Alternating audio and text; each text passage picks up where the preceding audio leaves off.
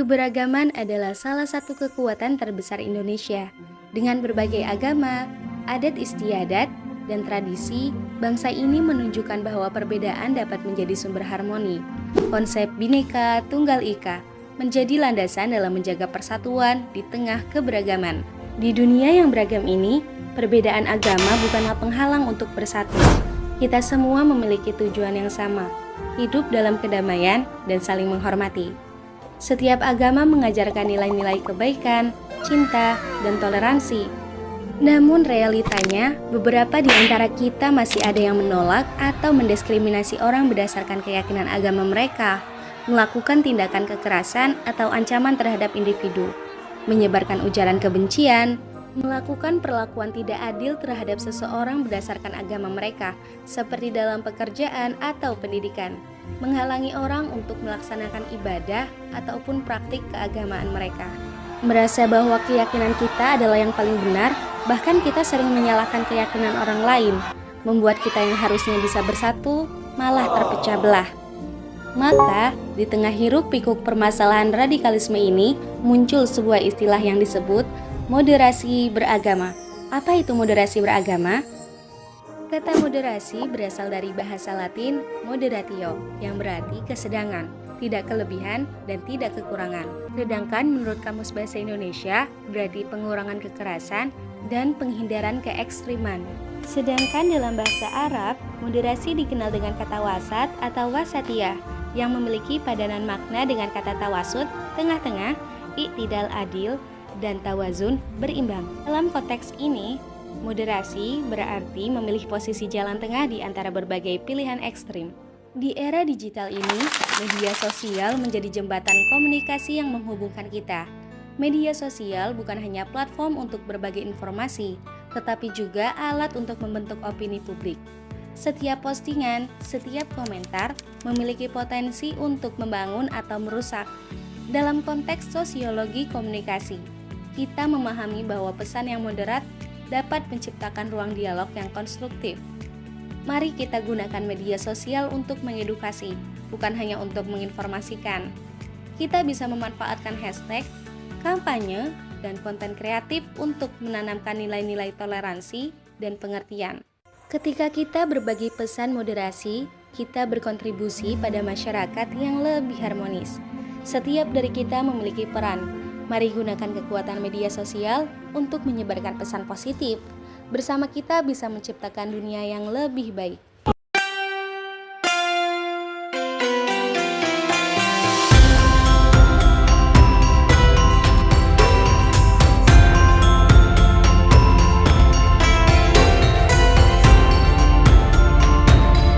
Hai, aku tinggal di negara yang sangat kaya keberagaman, keindahan alam, dan sumber daya alam yang melimpah adalah bukti cinta dari Tuhan Yang Maha Esa. Inilah Indonesia, jadi mengapa kita harus berpecah? Kita bersyukur bisa hidup di tanah air ini.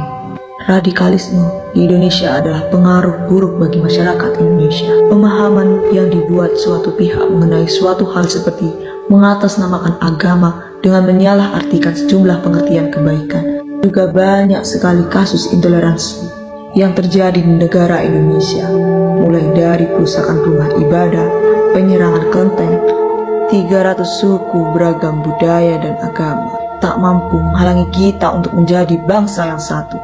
Mari beri Pancasila roh yang hidup, yang walaupun berbeda, kita tetap satu.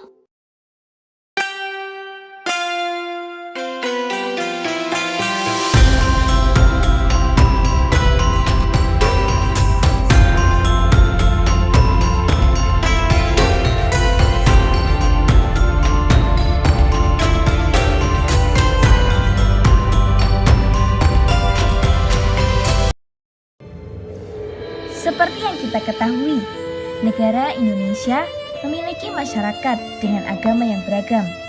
Agama yang dianut masyarakat di Indonesia antara lain Islam, Kristen, Katolik, Hindu, Buddha, dan Konghucu. Namun, keberagaman ini sering menimbulkan konflik seperti SARA, ekstremisme, radikalisme, dan hate speech. Ini menjadikan tanggung jawab bagi kita untuk mencegah perpecahan.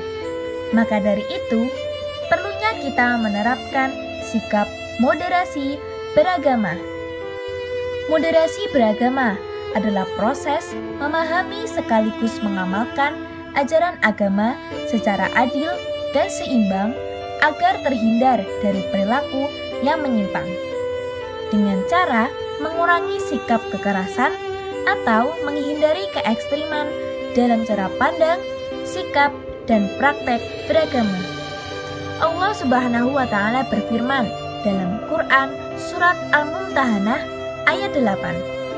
La yanhaakumullahu 'anil ladzina lam yuqatilukum fid-dini wa lam yukhrijukum min diyarikum an tabarruhum wa tuqsitu ilaihim innallaha yuhibbul muqsidin. Artinya, Allah tidak melarang kamu berbuat baik dan berlaku adil terhadap orang-orang yang tidak memerangimu dalam urusan agama dan tidak mengusir kamu dari kampung halamanmu. Sesungguhnya Allah mencintai orang-orang yang berlaku adil.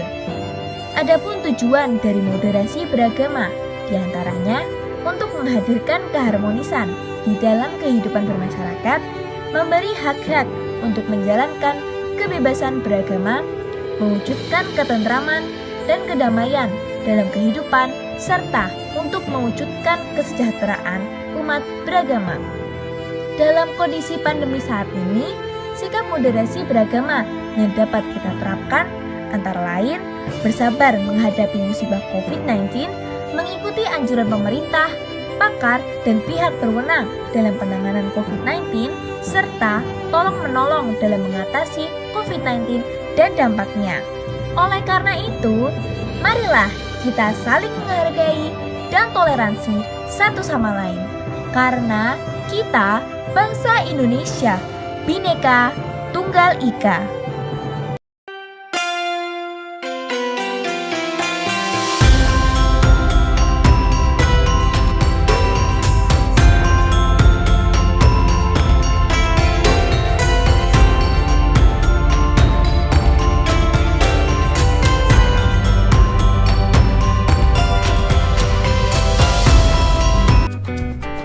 Masih ingat dengan video sebelumnya? Begitu banyaknya konflik sosial yang senantiasa terjadi dalam kehidupan sosial masyarakat ya. Oleh karena itulah, kita hendaknya siap menghadapi berbagai konflik sosial dengan cara yang tepat. Nah, sebelum mengerti apa saja yang bisa dilakukan untuk menangani konflik sosial, penting untuk kita memahami bagaimana sih perkembangan konflik sosial itu. Konflik yang dibiarkan berlarut-larut dalam intensitas dan waktu lama dapat menyebabkan eskalasi atau peningkatan konflik hingga mencapai puncaknya. Beberapa cara tepat yang dapat dilakukan supaya konflik tersebut bisa mengalami deskalasi atau penurunan bisa dilakukan nih dengan cara melalui pencegahan, resolusi, manajemen, dan transformasi konflik. Konflik yang terjadi dalam masyarakat perlu segera dicarikan solusinya. Konflik sosial dapat diselesaikan dengan mengajak antara pihak yang terlibat untuk duduk bersama dan sepakat untuk mengakhirinya. Penyelesaian konflik menggunakan upaya negosiasi atau bentuk lain yang dapat diterima bersama, bukan melalui otoritas hukum atau kekuatan tertentu. Konsep inilah yang disebut resolusi konflik, untuk menyelesaikan konflik secara tuntas, sehingga semua kebutuhan para pihak terpenuhi dan konflik menghilang. Resolusi konflik dapat diwujudkan melalui adanya pengamatan atau penyelidikan secara seksama. Misalnya saja nih, mulai dari latar belakang isu masalah, perilaku antara pihak, dan tuntutan yang diinginkan oleh tiap-tiap pihak. Ruang dialog yang bisa mengakomodasi kepentingan semua pihak untuk menyampaikan tuntutannya tanpa merasa terintimidasi ataupun dirugikan. Dalam hal ini, musyawarah mufakat menjadi kunci resolusi konflik sosial dalam masyarakat. Manajemen konflik juga sering digunakan sebagai pendekatan dalam penanganan konflik yang dilakukan agar eskalasi, yaitu peningkatan atau perluasan konflik, tidak terjadi lebih lanjut. Artinya, manajemen konflik tidak selalu bertujuan mengatasi masalah yang mengakar dalam jangka waktu panjang. Manajemen konflik lebih menekankan pada kemampuan untuk mengendalikan intensitas konflik, dampak, dan efeknya melalui berbagai metode seperti intervensi, negosiasi, upaya diplomatik, serta mekanisme kelembagaan. Nah, terdapat dua pendekatan utama nih dalam manajemen konflik. Ada yang berbasis hak dan juga ada yang berbasis kepentingan. Misalnya saja nih, di lingkungan sekitarku sedang menyelesaikan sebuah kasus pencemaran lingkungan oleh pabrik di mana warga telah melapor ke Dinas Lingkungan Hidup dan Pengadilan untuk bisa menyelesaikan konflik ini.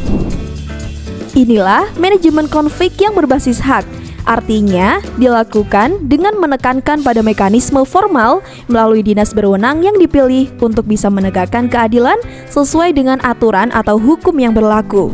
Sedangkan manajemen konflik yang berbasis kepentingan itu lebih fokus pada penyelesaian masalah melalui jalur informal. Ini bisa kita jumpai pada konflik antara Pak Budi dan Pak Tono yang terlibat konflik terkait batas tanah, di mana masing-masing pihak mengklaim bahwa sebidang tanah tertentu milik mereka. Konflik ini sudah berlangsung selama berbulan-bulan dan mulai mengganggu hubungan antar tetangga.